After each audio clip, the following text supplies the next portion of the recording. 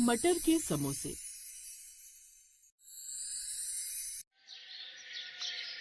किसी गांव में एक नौजवान विक्रम अपने मटर के खेतों में बड़े ही प्यार से अपनी फसल को सहला रहा था। फिर उसने कुछ मटर तोड़े और अपने ठेले पर दुकान लगा ली।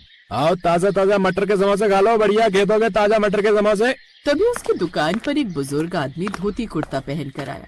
अरे भाई, लोग आलू के समोसे बेचते हैं और तुम मटर के समोसे बेच रहे हो। इसमें आलू और मटर दोनों डालते होगे ना? साहब, इस गांव में नए लगते हो। खैर, मैं इसमें ना आलू मिलाता हूँ, न नमक न मसाले, सिर्फ कच्चे मटर भरकर बनाता हूँ, और वो भी आपके सामने बनाऊंगा। अरे मैं नया नहीं हूँ भाई, मैं जवानी में इसी गाँव में रहता था।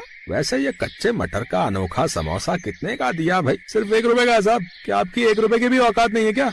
इतने में वो आदमी भड़क गया। ये कैसी बातें कर रहा है? तमीज नहीं है क्या? साहब, मैं तो तमीज से ही बात कर रहा हूँ। मेरी बदतमीजी तो आप बर्दाश्त नहीं कर पाएंगे। अगर पैसे हैं तो खाइए, वरना खंबा बचा कर निकल जाइए। लगता है पागल आदमी है बेचारा। मुझे भूख भी बहुत तेज लगी है। आसपास कोई दुकान भी नहीं है। ठीक है, 10 समोसे लगा दो। विक्रम ने उसके सामने ही समोसे बनाने शुरू किए। उसने मटर छीले और कच्चे ही समोसे के अंदर भर दिए, फिर फ्राई करके उसे दे दिए। उसने पहला समोसा खाया, बहुत अच्छा लगा। फिर दूसरा खाया। इस तरह वो कुछ ही देर में 10 समोसे खा गया। 10वां समोसा खाते ही उसके मुंह से अचानक कुछ निकला।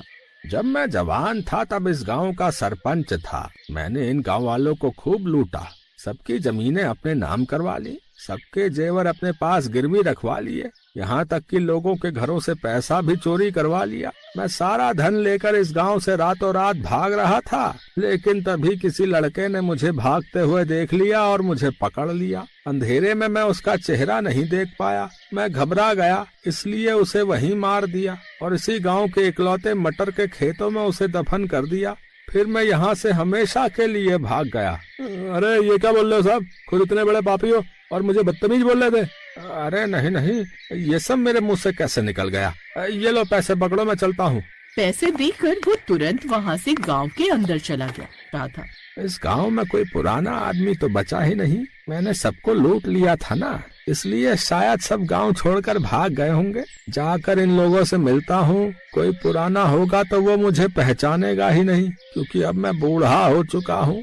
खैर, वो कुछ गांव वालों से मिला, उनसे बातचीत करने लगा। तभी उसने बताया, वैसे लड़कों, तुम्हारे गांव में सबसे अच्छी चीज मुझे लगी मटर के समोसे। चौराहे पर जो लड़का मटर के समोसे बेचता है वो थोड़ा बदतमीज है, लेकिन उसका स्वाद बड़ा अच्छा है। चाचा, लगता है किसी पागल खाने से छूट के आए हो। इस गांव में कोई समोसे वाला है ही नहीं। ये लोग मुझे पागल कह रहे हैं, लेकिन मुझे तो लगता है उस समोसे वाले के साथ साथ इस पूरे गाँव का दिमाग खिसका हुआ है। चलता हूँ यहाँ से, कुछ दूसरे लोगों से मिलता हूँ।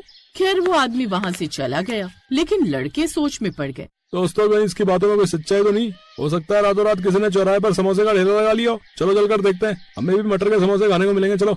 वो लड़के चौराहे पर गए। वहाँ पर बाकी कुछ दुकानें तो थी, लेकिन समोसे की कोई दुकान नहीं थी। उन लोगों ने कई लोगों से पूछताछ भी की, लेकिन सब ने मना कर दिया। अरे लड़कों, यहाँ कोई समोसे वाला नहीं है। किसने बता दिया तुमको? अरे वो बुड्ढा सच में किसी पागल खाने से छुटकर आया होगा। चलो वापस चलते। लेकिन कुछ दिनों बाद एक औरत विक्रम की दुकान पर आई। मटर के समोसे? तुम सिर्फ मटर के समोसे बनाते हो क्या? हाँ, और मैं समोसे आपके सामने बनाऊंगा। इसमें ना मैं नमक डालूंगा ना कोई मसाला, सिर्फ कच्चे मटर भरकर फ्राई करूंगा। स्वाद न मिले तो पैसे नहीं लूंगा, और एक समोसा सिर्फ 1 रुपए का है, और ये तुम्हें खाना ही पड़ेगा।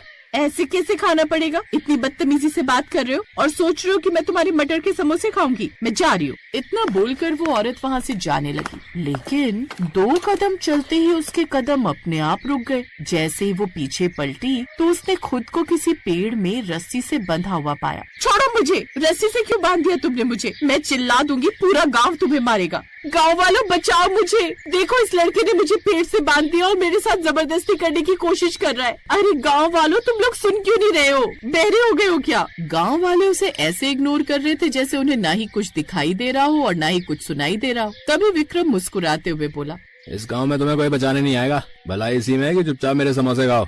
ठीक है मेरे बाप, मैं तुम्हारे समोसे खाऊंगी, लेकिन पहले मुझे आजाद तो करो। विक्रम ने रस्सी खोल दी, फिर उसके सामने ही मटर छीले और कच्ची मटर भरकर तेल में फ्राई कर दिए, फिर उसे दे दिए। उस औरत ने पहला समोसा खाया, फिर दूसरा खाया, धीरे धीरे पूरे 10 समोसे खा गई। तुम थोड़े अकड़ू टाइप के हो, लेकिन तुम्हारे मटर के समोसे तो बिल्कुल लाजवाब हैं। तभी अचानक उसके मुंह से भी कुछ निकला। कुछ सालों पहले मैंने इसी गाँव के एक जमींदार को अपने प्यार की जाल में फंसा लिया था। वो बहुत अमीर था, उसकी पहले से भी एक बीवी थी। लालच के चक्कर में मैंने उसकी पहली बीवी को मार दिया और इसी गांव के इकलौते मटर के खेत में उसे दफन कर दिया। फिर सारा पैसा लूटकर मैं हमेशा के लिए इस गांव से भाग गई। अच्छा, खुद इतना बड़ा पाप करके बैठी हो हैं और मुझे बदतमीज बोल रही थी हैं?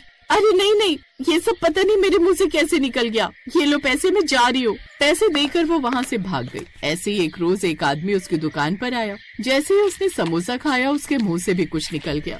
मैं पहले इसी गांव में रहता था। मैं हर दिन पीकर टुंग रहता था भाई, और अपनी बीवी को खूब मारता था। और एक दिन उसने मुझ पर हाथ उड़ा दिया, फिर मैंने उसे मार के इसी गांव के इकलौते मटर के खेत में दफन कर दिया।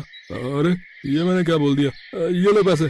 पैसे देकर वो आदमी भी वहाँ से चला गया। फिर एक रोज ये तीनों आपस में मिल गए। ये तीनों पुराने लोग थे, इसलिए एक दूसरे को पहचान गए। अरे सरपंच जी, तुम तो बूढ़े हो गए। और भाई साहब, आपने पीना बंद किया या नहीं? मैं जीना छोड़ सकता हूँ, पीना नहीं। वैसे बहुत दिनों बाद आप लोगों से मिलके अच्छा लगा। तभी अचानक वहाँ पर पुलिस की पूरी फोर्स आ गई। विक्रम भी वहाँ पर आ गया। इंस्पेक्टर साहब, हमें किस जुर्म में गिरफ्तार कर लिया? लोगों की जान लेकर तुम आजाद घूम रहे थे, अब बाकी की जिंदगी जेल में गुजारोगे। पहले ये रिकॉर्डिंग ध्यान से सुनो तुम तीनों। विक्रम की दुकान पर मटर के समोसे खाने के बाद जो जो उन तीनों के मुंह से निकला था, वो सारी रिकॉर्डिंग उस पुलिस वाले ने उन्हें सुना दी। तीनों डर गए और हैरान भी हो गए। तभी विक्रम बोला, पहली बात, तुम तीनों मेरी बात ध्यान से सुनो। मैं कोई इंसान नहीं बल्कि एक आत्मा हूँ। सरपंच जी, उस रात मैंने ही आपको पकड़ लिया था, पर आपने मुझे मार के मेरे ही मटर के खेत में मुझे दफन कर दिया है। फिर इस औरत ने अपनी सौतन को दफन कर दिया और इस आदमी ने अपनी बीवी को दफन कर दिया। हम तीनों की आत्माएं वहाँ तड़पती रही। इंस्पेक्टर साहब, आप तो पढ़े लिखे हैं, आपको पता ही होगा कि पेड़ पौधों में, यहाँ तक कि फसलों में भी जान होती है, और एक आत्मा की बात पर कोई भरोसा नहीं करता। इसलिए मैंने ये रिकॉर्डर अपनी दुकान पर रखा हुआ था। इंस्पेक्टर साहब, इन लोगों को गिरफ्तार कर लीजिए। मैं अपनी दुकान कभी बंद नहीं करूंगा। जितने भी लोग पापी होंगे वो मेरी दुकान पर आते रहेंगे और सच खुद ब खुद उगलते रहेंगे। हाँ। इतना बोलकर विक्रम की आत्मा वहाँ से गायब हो गई। पुलिस ने उन तीनों को गिरफ्तार कर लिया और जेल में डाल